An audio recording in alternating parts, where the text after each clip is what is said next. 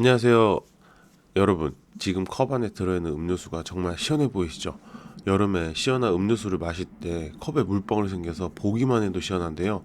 하지만 저렇게 컵에 생긴 물방울이 우리 집에 생긴다면 이야기는 확 달라질 것 같습니다. 우리의 생활의 불편함과 스트레스의 주요 원인이 될 수가 있겠죠. 그 불편한 결로의 진실을 한번 파헤쳐 보도록 하겠습니다. 결론은 단순하게 이야기하면 물방울이 생기는 현상이지만 물로 인해서 2차적인 피해를 유발하는 무서운 하자 중에 하나입니다. 예를 들어서 벽지, 가구 등의 곰팡이가 발생이 되고요.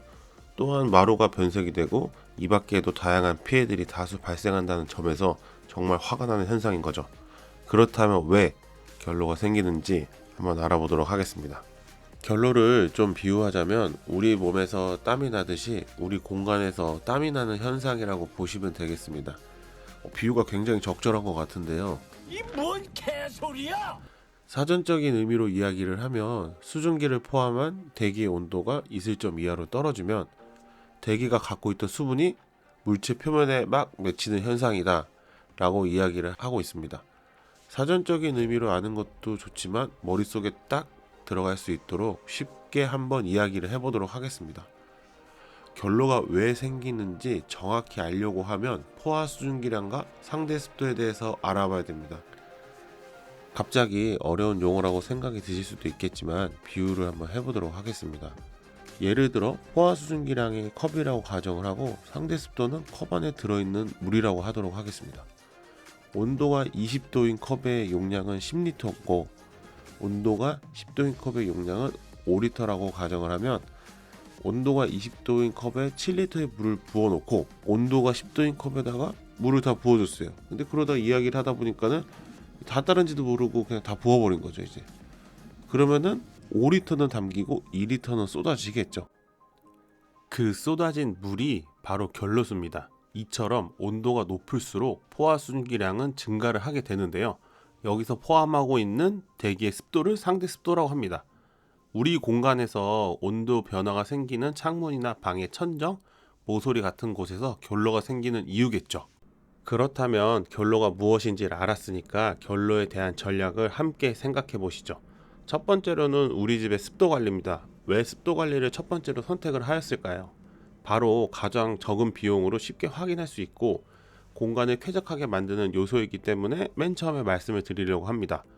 그렇다면 여기서 공간을 쾌적하게 만드는 온도에 대해서도 간단히 알아보고 가시죠. 인간이 느끼는 쾌적함은 온도에 따른 습도량으로 쾌적함을 알 수가 있는데요. 예를 들어서 15도일 때는 70%, 18에서 20도일 때는 60%, 21도에서 23도일 때는 50%, 24도일 도 이상일 때는 40% 이하라고 합니다. 여기서 말하는 70%, 60%, 50%, 40%는 온도에 따른 상대 습도량이니까는요. 요거를 좀 확인을 해주시면 될 것 같고요. 우리가 쾌적하게 느끼는 만큼 공간을 쾌적하게 유지하실 수 있으실 거예요. 그렇다면 습도는 어떻게 관리를 해야 할까요? 일단 우리 집의 습도가 어떻게 되는지를 알아야 되겠죠. 아까 위에서 봤듯이 24도 이상일 때는 40% 이하라고 했는데 이런 거를 어떻게 확인을 해야 될까요? 습도를 확인하는 방법으로는 자기 온습도계가 있습니다. 인터넷이나 다이소 등에 가면 구매하실 수가 있으니 하나씩 구매하셔가지고 결로가 생기는 공간 내지는 주로 사용하는 공간, 예를 들어 거실, 안방 이런 곳에다 하나씩 배치를 해가지고 확인을 해주시면 될 것 같습니다. 습도가 너무 높다라고 생각이 들면 환기를 통해서 습도 관리를 하게 되겠지만은 겨울이나 이럴 때 너무 추워서 환기가 좀 어렵다라고 하면 이제 제습기 내지는 이제 선풍기 등을 통해서 이렇게 공기를 이제 순환을 시켜주시면 확실히 효과를 보실 수 있을 것 같습니다. 두 번째로는 단열의 문제입니다. 결로가 생겼을 때 집의 습도도 관리가 잘 되고 있는데 결로가 생긴다면 이건 단열 공사의 문제가 있다고 볼 수가 있겠습니다. 단열 공사는 냉기 및 열기를 차단해주는 역할을 하면서 에너지 효율을 높이는 공사인데요. 아주 중요한 공사겠죠. 그리고 단열재 설치 위치에 따라서 외단열, 내단열 공사로 나눠지는데요. 외단열은 외부에 단열재를 시공하고 그 앞에 기타 마감재를 설치하는 공사 방법이고요. 내부 단열은 내부 단열재를 시공하고 석고보드와 같은 마감재로 시공하는 방법입니다. 그렇다면 단열재 공사의 어떤 부분에 의해서 결로가 생기는지 우리 한번 알아보도록 하시죠.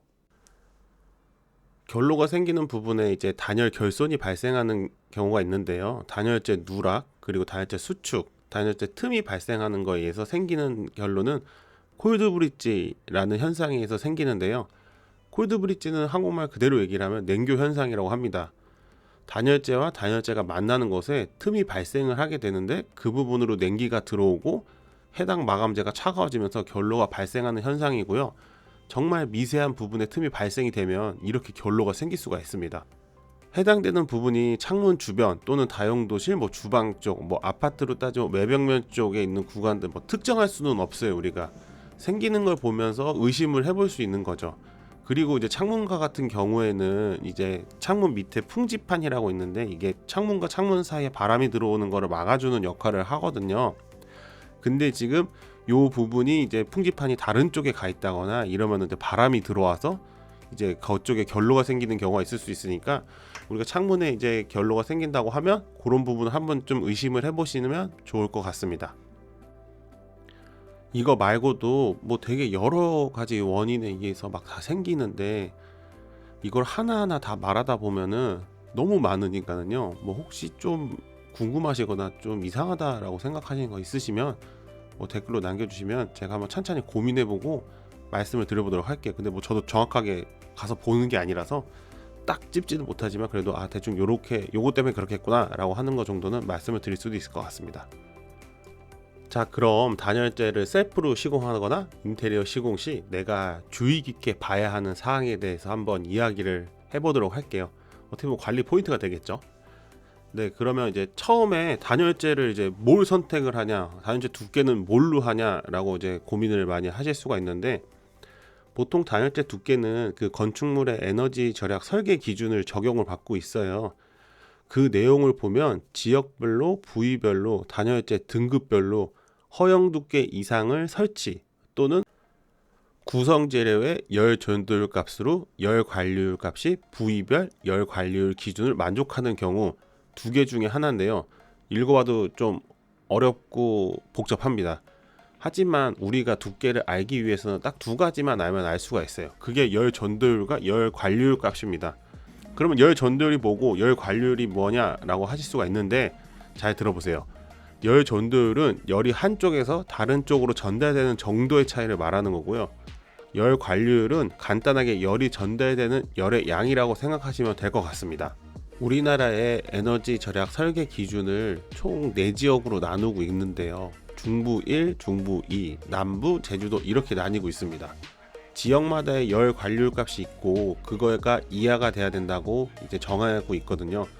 그러면은 쓰고자 하는 단열재 열 전도율에다가 지역의 열 관리율을 나누면 두께가 나오는데, 단열재 열 전도율도 확인을 해봐야 되고 지역의 열 관리율도 알아봐야 하고 복잡하니까 단열재별로 계산한 표를 보여드릴 테니 이걸 참고해서 하시면 될 것 같습니다.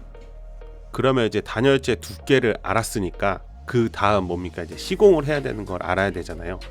시공을 하는데 그 140mm짜리 갖다 딱 붙이면은 끝나겠죠. 근데 사실 여기서 중요한 거는 이 아까 말했던 열교 현상, 냉교 현상, 콜드 브릿지 이런 거를 좀 보완을 해줄 수 있는 방법이 하나가 있는데요. 그게 뭐냐면 단열재와 단열재를 이제 교차로 시공을 하는 방법이거든요.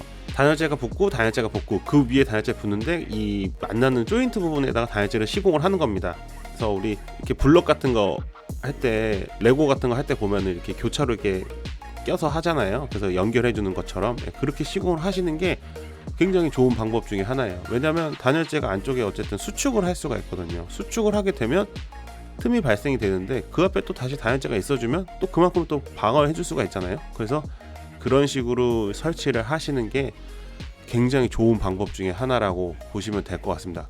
이거 외에도 여러 가지 방법이 있지만 이런 거를 하나하나 다 설명드리기는 사실 좀 어려울 것 같고요. 나중에 좀 세세하게 나눌 때 그때 한번 설명을 드려보도록 하겠습니다.